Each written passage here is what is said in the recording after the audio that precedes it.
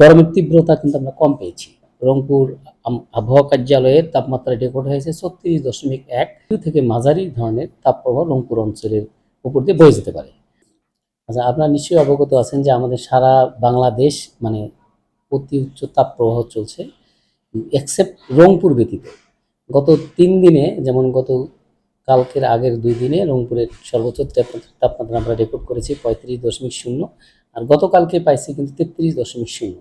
এটা কারণ হলো যে উত্তর পূর্ব দিক থেকে বাতাস আসায় উত্তর পূর্ব সাইডে ভারতের উত্তর পূর্বাংশে বৃষ্টি হওয়ার কারণে যে একটা ঠান্ডা বাতাস আসছে, এবং আমাদের আকাশে কিন্তু মেঘ ছিল রংপুর অঞ্চলে। মেঘ থাকার কারণে সূর্যের রশ্মি, সূর্য যে কিরণ দেয়, এটা কিন্তু ভূপৃষ্ঠে ওইভাবে পড়তে পারে নাই। না পড়ার কারণে, ভূপৃষ্ঠ উত্তপ্ত না হওয়ার কারণে কিন্তু টেম্পারেচার মানে আমাদের কম, রংপুর অঞ্চলের কম, এবং গরমের তীব্রতা কিন্তু আমরা কম পেয়েছি।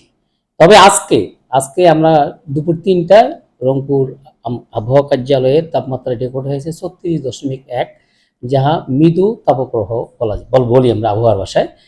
এই অবস্থায় আগামী কয়েকদিন মৃদু থেকে মাঝারি ধরনের তাপপ্রবাহ রংপুর অঞ্চলের উপর দিয়ে বয়ে যেতে পারে।